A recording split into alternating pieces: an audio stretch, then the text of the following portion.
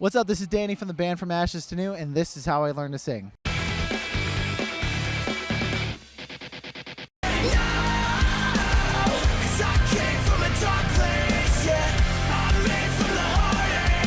Yeah, so I would say the first singer that really made me want to sing is M Shadows from Avenged Sevenfold.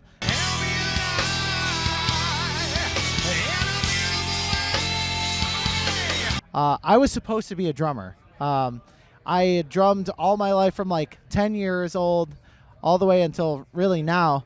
And it wasn't until I joined my first local band that I started singing. They needed a singer. I just wanted to be in a band.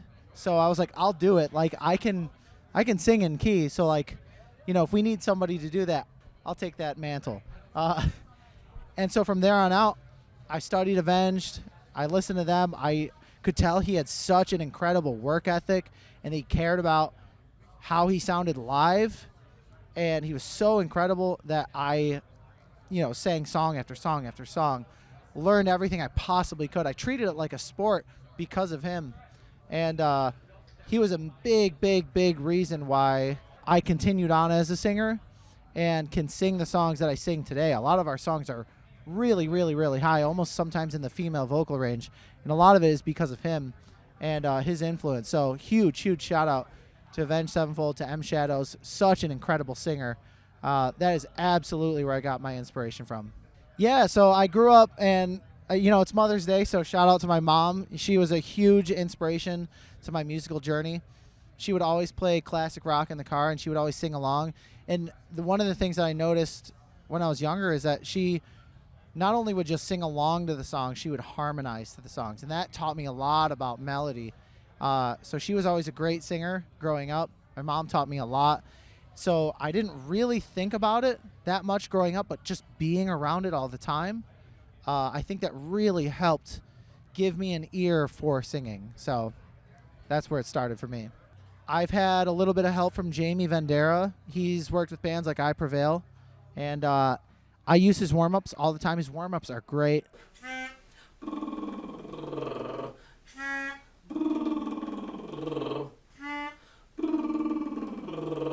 The only course I ever did was Brett Manning's Singing Success course. It's a really, really incredible course. I'd recommend it for anybody who's trying to sing professionally.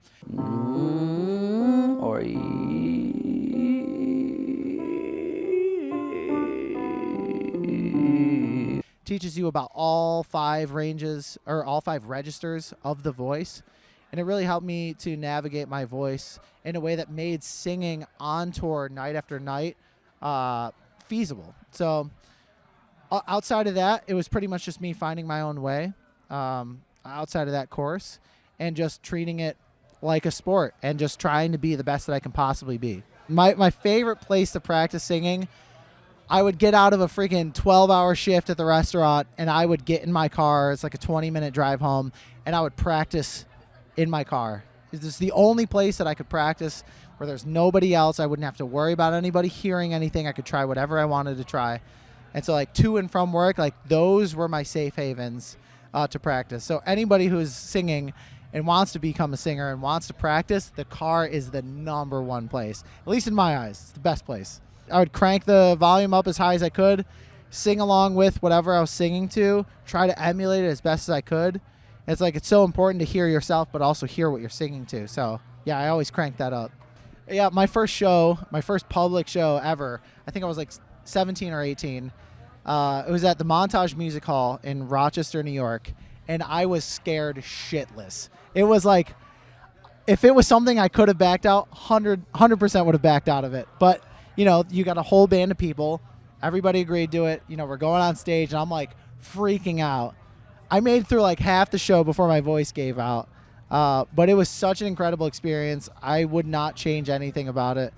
And I knew then and there that this is what I was meant to do with my life. So as scary as it was so rewarding. It was so fun, and I never looked back after that. Yeah, so my family's always been super supportive of my career path. My mom playing music all the time in the car when I was growing up. She always thought that I was meant to be a singer, even though for the longest time I was drumming, playing bass, playing guitar. it was just kind of an accident that I got into singing and then eventually got into a band. They're largely the reason that I am where I am today. Having a support system cannot be understated. When you have people that support you, a family that supports you, that is sometimes the difference between failure and success. There were so many times that I was working all the time, burning all my money, putting it into the band, not having money to repair my car, and then my dad would come in, save the day, repair my car for me. And so having a family that supported me is truly the difference between, me not being in this interview today. So my family supported me every step of the way. I cannot thank them enough. They're everything to me. My first lyrics were, you can imagine, just like anybody else, my very first lyrics were just not great. And one of my best friends always has joked with me. He's like, dude, at your wedding, I'm playing the first song we ever recorded together at that wedding. I was like dreading it every day since, because we always would listen back to that song. It was just so bad. But it's like, you have to start somewhere. You can't be the savior without being the fool first. So you've got to suck in order to be great. So if you're out there and you're trying to start up in music, do not be afraid to suck, because I sucked horribly when I started.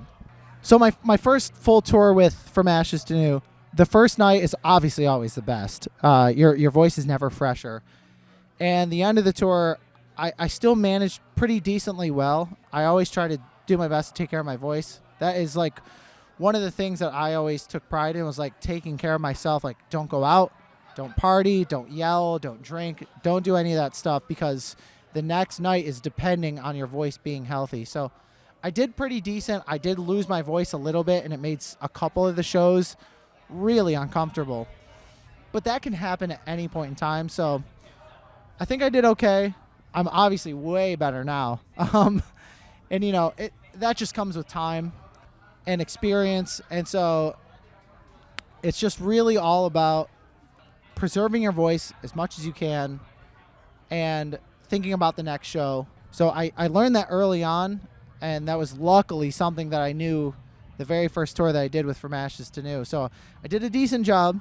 I'm definitely better now, but I always try to maintain that my voice is the most important thing. So if I've got to not hang out with people, that's how it's got to be. If I get sick on tour, I try to take it day by day. It's really, truly a day by day thing. It really depends on the sickness that you have. We were in the studio recently, and I had a sickness come out of nowhere, and my voice was, without straining it, gone. You just can't do anything about that. Sometimes that happens, and there's just nothing you can do about it. Luckily, we were just in the studio and we were not on the road. That would have been canceled shows. There's nothing we could have done about that. But typically, 90% of the time, it's just warm up as much as you can. Make sure your voice is in a good place. Try to push as little as possible. Get through the show and sleep, sleep, sleep. Rest, rest, rest. Warm water. There's this great stuff that Jamie Vendera turned on to me called Gargle Away. I don't know how it works. It technically shouldn't, because nothing touches your vocal cords. You gargle it, and it really brings blood flow to the vocal cords, helps them work better. Gargle Away is an absolute hack when it comes to getting your voice to work when it doesn't want to. And the very last thing is that, like, your voice is really resilient. It is a lot more resilient than you think it is. People treat it like it's this fragile thing. It really is not.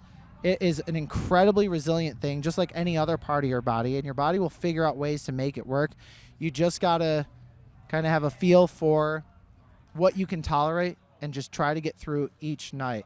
And so, like, being sick on the road, it's almost an inevitability. As long as it's not one of those freak sicknesses where your voice just disappears, there's almost always a way to work through it. And it's just a matter of having a repertoire where you can figure out a way to get through it and just keep resting. Make sure you drink plenty of fluids, all that stuff. I've been through my fair share of very uncomfortable shows, and at the end of the day, it's not the end of the world. If you have to, you tell the crowd, like, hey, I feel like dog shit, but I'm still up here, still singing my heart out, trying to do what I can. Most people are cool with you just showing up. Yeah, so I would say my pre-show Ritual is like I have a warm up thing from Jamie Vendera. He's a vocal coach. I do that. I do, a few screams here and there just to kind of test things. I pretty much keep it at that. I think there's a lot of ways that you can over warm up. And I try to do just the bare minimum to make sure my voice is warm, ready to go. And then I get on stage and I let those first couple songs really bring me into that state that I need to be in to perform a show. As far as like warming down, I just try not to drink, party, yell, or go out, stay up late after that. I know it sounds boring as hell, but if you want a career, if you want to sound good, that's what you got to do. So that's part of my routine is I just try to keep it low profile, keep it low key, and try to get to bed and get at least 8 hours of sleep. I would say if you're going to go on stage, do not eat super spicy food. I cannot imagine that that's going to be very good for your vocal cords. If you get anything coming up, that's probably going to be a bad time. I've gotten a little more loose with my level of strictness with performing, where I'll take a shot or two before performing. And that actually loosens me up to the point where I feel like I can kind of like relax a little bit. I get very, very, very hyper focused and technical when I'm on stage, and it allows me to loosen up at least a little bit so that I can have fun and not think too much about performing and singing my parts. So even having a drink or two before stage, I don't think that's off the table.